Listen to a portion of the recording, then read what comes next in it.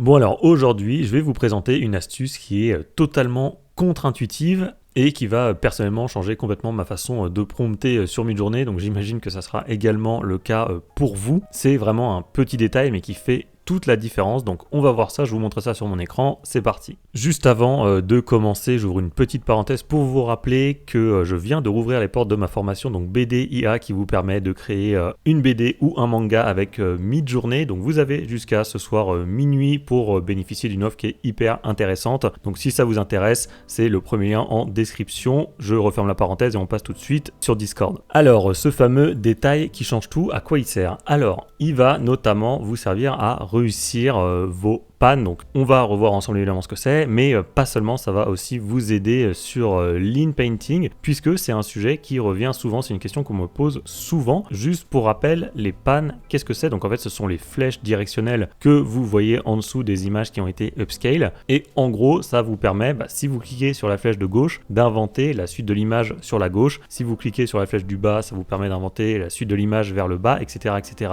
C'est un petit peu à l'opposé du zoom qui va inventer la suite de l'image mais en haut, en bas, à gauche et à droite. Donc en gros sur cette image là par exemple, si je fais un pan vers la gauche, eh bien ça va inventer la suite de l'image, voilà, sur la gauche tout simplement. Et si je fais la même chose sauf que cette fois-ci je clique sur le pan vers le bas, ça va m'inventer le bas de l'image. Jusque là rien de compliqué, ça fait plusieurs mois que cette fonctionnalité est sortie, mais ce qu'on me dit souvent en commentaire, donc je vous en ai affiché un ici, donc c'est SB Micro qui me dit ça, donc déjà merci à lui parce que c'est un de mes plus fidèles supporters, ça fait très longtemps qu'il commente mes vidéos, donc bonjour à toi. Et voilà ce qu'il me dit, alors j'ai pris ce commentaire mais j'aurais pu en prendre beaucoup d'autres. Il me dit: quand je demande d'ajouter un personnage dans mon pan avec sa description et un CRF, ça me prolonge mon image mais sans ajouter le personnage. Effectivement, ça arrive souvent et il y a une technique qui marche vraiment très bien pour résoudre ce problème. Donc ce qu'on va faire, c'est qu'on va le faire en direct et comme ça on va voir si ça marche ou non. J'espère que oui, ça va être la magie du direct. Alors on va partir de cette image là que je vous affiche ici, et le but du jeu ça va être d'ajouter un autre personnage récurrent sur la gauche. Donc pour ce faire, on va faire quelque chose de très simple et d'intuitif pour le coup. Donc je vous montre, voilà le prompt que je vais mettre: une femme blonde avec une queue de cheval, etc., avec une description physique, elle semble effrayée, désespérée, tout ça. Ensuite en CRF, j'ai mis les images de mon personnage récurrent, mais ici en fait ça n'a pas trop d'importance, c'est pas vraiment ce que je veux vous montrer. Donc on va prendre tout ça et on va essayer de faire apparaître un personnage. On va rajouter le prompt ici, donc j'ai fait un pan vers la gauche, je fais envoyer et on va voir les résultats que ça donne. Donc on se retrouve juste après la génération d'images, puisque là du coup on a créé un prompt très classique en demandant en fait à Midjourney de nous créer un personnage. C'est totalement intuitif comme je vous ai dit, et donc on va voir les résultats. Voilà, donc là on a l'image qui est en train de se générer, vous voyez la progression ici, et vous voyez que ça sent bon l'échec, effectivement, puisqu'on n'a pas du tout un personnage. Voilà, c'est terminé, et je vous montre, on a en gros une chevelure quoi, donc forcément c'est un énorme fail. Et donc je vais vous montrer une technique qui va fonctionner, vous allez voir, c'est très simple, on va en tester deux même. Voyons donc le second prompt qu'on va tester et qui normalement devrait nous donner de meilleurs résultats. Allez, suspense, voilà, vous voyez il y a une phrase d'introduction qui dit un homme et une femme anxieux, voilà c'est tout, et le reste du prompt est exactement identique à celui de tout à l'heure, sauf que cette fois-ci on a recontextualisé, et d'ailleurs ça ressemble un petit peu à ce que je vous avais dit dans ma vidéo comment prompter sur la V6 de Midjourney, où en fait on nous demandait souvent de recontextualiser, de mettre une petite phrase de contexte en début qui va implanter un petit peu la scène et dire ce qu'il y a de manière globale avant ensuite de plus détailler. Donc on va prendre ce prompt et on va faire le test, on verra bien si on a de meilleurs résultats. Je vous montre ça, on fait envoyer et pareil on se retrouve une fois que l'image sera générée. Bon alors là on en est à 55% de génération et vous voyez que ça s'annonce plutôt bien, puisque cette fois-ci on va bien avoir notre personnage qui va apparaître. Donc voilà, vous voyez déjà la différence. Ici on avait une chevelure et là cette fois-ci on a bien un personnage. Alors il n'est pas parfait, même si en bas à droite franchement c'est pas mal, mais en gros là ce qui est intéressant c'est la méthodologie, et vous inquiétez pas, on va voir après pourquoi ça marche. En tout cas vous voyez que les résultats sont bien meilleurs, et maintenant on va voir ensemble le troisième prompt, même si en gros c'est quasiment la même chose. Donc en fait ce que j'écris c'est d'abord ce que je veux voir, donc c'est à dire ça c'est exactement le même prompt que tout à l'heure, sauf que cette fois-ci je rajoute une phrase en écrivant que la femme blonde est à côté d'un homme brun anxieux qui est cette fois-ci au premier plan. plan, alors que là j'ai écrit au second plan pour le personnage féminin. Donc pareil, on va prendre ce prompt et on va le lancer, mais là globalement c'est la même chose. Normalement on devrait obtenir à peu près les mêmes résultats, c'est juste une façon différente de formuler le prompt, mais le point commun, je pense que vous avez bien compris, c'est que on a mentionné à nouveau dans le prompt la présence d'un homme, alors que c'est pas ce qu'on demande sur le pad, mais ça on va y revenir après. Bon, on en est à 75% de génération d'images et vous voyez qu'encore une fois on a des résultats qui sont corrects. En tout cas on a bien le personnage qui a été créé et franchement c'est pas mal, notamment celle en haut à gauche où on a bien mon personnage qui est assez ressemblant pour le coup avec mon personnage récurrent habituel et qui en plus est assez anxieux, donc c'est cool, hein, comme je vous le dis à chaque fois, vous n'avez pas besoin d'avoir du 4 sur 4 en image. Si vous en avez une seule de bonne, le contrat est rempli, et là en l'occurrence c'est le cas pour l'image en haut à gauche, et c'était également le cas pour cette image ici en bas à droite, et celle en bas à gauche c'était pas trop mal non plus. Bon bref, en tout cas c'était quand même pas mal, quoi qu'il en soit c'était nettement mieux que ce que je vous ai montré ici, vous en conviendrez. Bon, du coup on retourne sur notre petit salon ici, où en fait je vais vous montrer un autre exemple, mais globalement c'est la même chose. Vous voyez ici j'ai fait une photo donc d'une femme qui tend la main, très bien. Ensuite je fais un pan vers la gauche, donc en cliquant ici, et alors oui, je rajoute juste une toute petite parenthèse pour qu'il y ait la box qui s'affiche, c'est-à-dire la box ici pour mettre votre prompt. Il faut que vous ayez activé le remix mode, donc en tapant /remix sur Discord. Si vous l'avez déjà activé, tapez pas ça, sinon ça va le désactiver. Et sinon vous faites /settings et vous cliquez sur remix, et quand la case sera en vert, ça veut dire que c'est activé. Voilà, je le dis parce qu'on me pose souvent la question, donc au moins comme ça c'est clair. Donc du coup, une fois que vous avez fait votre pan vers la gauche, admettons vous écrivez un homme assis sur un canapé, et bien sûr avec juste ce prompt ça ne marche pas du tout, et j'ai refait exactement la même chose, donc un pan vers la gauche, sauf que cette fois-ci j'ai écrit un homme assis dans un canapé à côté d'une femme brune en train de tendre la main, et là cette fois-ci c'est du 4 sur 4 alors que tout à l'heure on avait du 0 sur 4. Donc vous voyez, ça fonctionne bien, et encore une fois le seul truc que j'ai rajouté c'est le fait que l'homme soit en fait assis à côté d'une femme. Donc quand je vous dis que c'est contre-intuitif, c'est parce qu'en fait normalement on pense que le pan, on va lui demander uniquement ce qu'on veut. Or il faut recontextualiser et dire ce qu'il y a déjà dans l'image. Ça je m'en suis souvenu lorsque j'ai mis à jour ma formation justement, et que je voulais mettre deux personnages récurrents côte à côte, et c'est là que je suis retombé sur ce message là, donc qui était publié sur le Discord officiel de Midjourney, donc par les modérateurs ou les guides, en tout cas ceux qui maîtrisent bien l'outil. Et donc il nous disait que en gros, bon voilà, vous avez une image, vous avez déjà un premier personnage récurrent, très bien, donc vous activez le mode remix, c'est ce que je vous ai dit, vous faites un upscale et ensuite vous cliquez à gauche, à droite, etc., là où vous voulez ajouter votre personnage,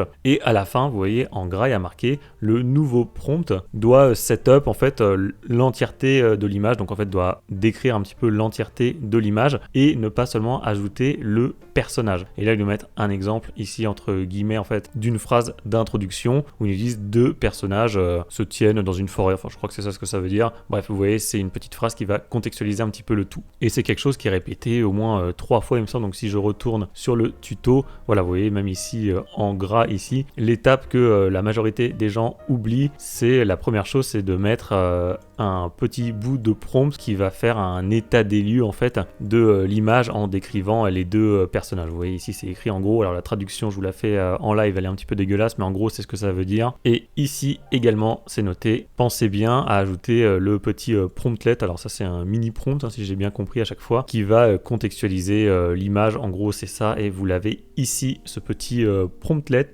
Donc voilà, vous voyez c'est répété plusieurs fois. Et alors bien sûr, quand j'ai vu ça, en fait ça m'a rappelé le tuto officiel qui avait été publié donc en août 2023 lors de la sortie de Lean Painting. Il y avait déjà quelque chose comme ça qui avait été dit, donc ça m'a rappelé ça immédiatement. Et en fait donc je vous montre cette image là qui avait été publiée du coup sur le Discord officiel de Midjourney, où en gros on sélectionnait une zone et on nous donnait quelques consignes par rapport à ça. Donc vous voyez ici, il y a un petit bout là de la jambe du petit garçon qui a été englobé dans la zone à sélectionner, et le prompt qui a été inscrit. Alors le but, je vous le dis, c'était de rajouter donc un pigeon sur un banc à côté du petit garçon là. Et en gros, ce qu'on nous disait, c'est que l'erreur que les gens faisaient, c'était qu'ils sélectionnaient une zone et qu'ils écrivaient juste un pigeon par exemple. Or, c'est pas ce qu'il faut faire, puisqu'on nous recommandait du coup de sélectionner une zone et d'écrire, vous voyez le prompt ici, un pigeon et un jeune homme assis sur un banc dans un parc en automne. Et à ce moment-là, ça permettait à Midjourney de mieux comprendre les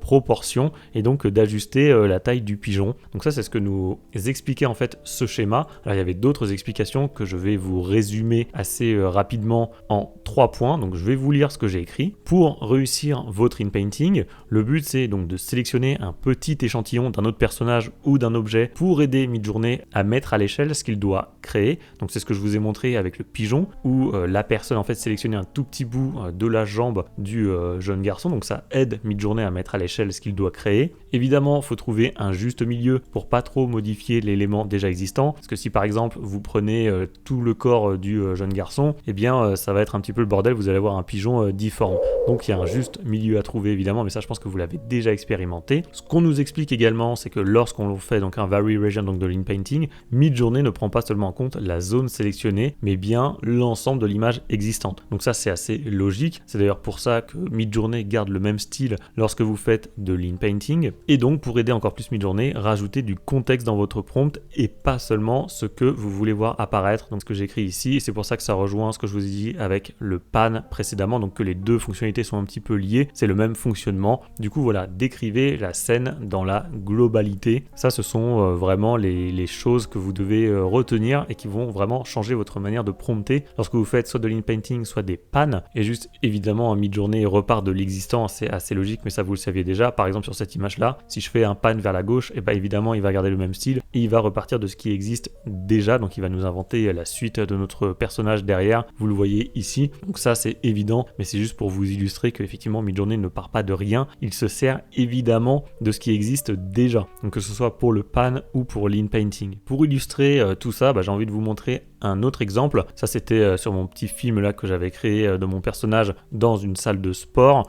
où en fait au bout d'un moment il y avait une serviette qui était posée sur un banc. Donc si vous faites de l'inpainting cette fois-ci et que vous sélectionnez la zone que vous voulez, par exemple pour ajouter une main qui va agripper la serviette pour la prendre ou pour la poser, peu importe. Donc là vous sélectionnez la zone avec le lasso, très classique. Et ensuite ce que vous allez peut-être faire intuitivement justement, et bien c'est d'écrire end, donc une main. Et là voilà le genre de choses que ça va vous donner. Généralement, je dis pas que ça va faire ça à tous les coups, mais globalement ça va vous donner ça. Et bien vous voyez que c'est raté évidemment. Donc ce que vous pourriez plutôt écrire, c'est par exemple une main d'homme en train d'agripper, d'attraper une serviette blanche posée sur un banc. Et à ce moment-là, vous allez obtenir ce genre de résultat puisque vous avez recontextualisé et c'est plus simple pour Midjourney de comprendre ce que vous voulez. Donc limite en termes de conclusion, ce que je pourrais vous dire, mais je vous l'ai déjà dit, c'est qu'avec un prompt mieux contextualisé, les résultats sont bien meilleurs que ce soit pour le pan ou l'inpainting. Midjourney se rattachant à l'existant pour l'inpainting, c'est donc beaucoup plus simple d'obtenir ce que l'on veut lorsque Midjourney a déjà commencé à créer une partie de ce que l'on souhaite. Ça, j'en ai déjà parlé dans une vidéo qui était sur une astuce que j'avais appelée l'inpainting par palier. C'est-à-dire que quand vous commencez à obtenir un élément, et bien repartez de cette image plutôt que de vouloir tout obtenir directement. Je vous mettrai le lien de la vidéo dans le coin en haut à droite si ça vous intéresse, parce que c'était vraiment une bonne vidéo. En tout cas, l'astuce c'était vraiment chouette. Et en fait, c'est ce que j'avais fait ici. Je vous en ai déjà parlé, mais c'était une vidéo qui était assez longue et ça avait duré peut-être 30 secondes, donc forcément c'était un petit détail, mais en fait qui était important. Par exemple, sur cette image là que j'avais créée, vous voyez, moi ce qui m'intéressait, alors je vais vous l'ouvrir en grand pour que vous voyez mieux, il y avait cette espèce de joyau là, ce bijou que je cible ici. Je voulais qu'il soit rouge et j'avais du mal à l'avoir, et donc là il était bleu et vous voyez il y a un tout petit peu de rouge en bas à droite. Donc ce que j'avais fait, c'était de l'inpainting en fait en repartant de cette zone rouge. Alors je vais zoomer, voilà, on est en zoom x 250, donc là vous voyez bien. En fait le but c'était de faire de l'inpainting. Vous voyez, j'ai sélectionné ici la zone, j'ai pris tout le bleu et j'ai gardé un tout petit peu de rouge qu'il y avait ici. Comme ça, Midjourney allait repartir en fait de ce rouge qui existait déjà pour transformer définitivement ce bijou en le passant de la couleur bleue à la couleur rouge comme vous le voyez ici. Voilà, ça c'est suite à l'inpainting. Du coup j'ai pu modifier la couleur puisque je suis reparti de quelque chose qui avait déjà été un tout petit peu modifié pour ensuite le transformer définitivement. Bon, voilà, c'est tout pour ce détail qui change tout et je pense que ça va vraiment vous aider. Donc vous me direz, vous ferez des tests et puis vous me direz si ça a fonctionné ou non. Vous voyez, c'est franchement pas grand chose. Suffit de rajouter une toute petite phrase généralement en début de prompt pour recontextualiser le tout et ensuite ça va grandement vous aider pour réussir votre inpainting ou vos pannes. Comme je vous ai dit, c'est quelque chose de vachement contre-intuitif, donc moi-même souvent j'oublie de le faire puisque effectivement on pourrait s'attendre à demander juste ce qu'on veut, mais en fait non, c'est pas ce qu'il faut faire. Donc voilà, pensez-y et comme vous l'avez vu, ça marche super bien. Petit rappel juste pour vous dire que vous avez toujours une réduction qui court sur ma formation BDIA, donc qui vous apprend à créer votre manga et votre BD avec Midjourney. Vous avez jusqu'à ce soir minuit pour profiter d'une réduction hyper intéressante, donc si ça vous intéresse, c'est le premier lien qui se trouve dans la description de la vidéo. Et enfin, comme on en a parlé dans ce tuto, je vous affiche en plein milieu de votre écran justement la vidéo sur l'inpainting par palier. Je pense que ça va bien compléter le tuto que vous venez de regarder. Vous verrez, franchement, c'est une très bonne astuce, ça marche super bien. Donc si vous ne l'avez pas vu, je vous invite vivement à la regarder.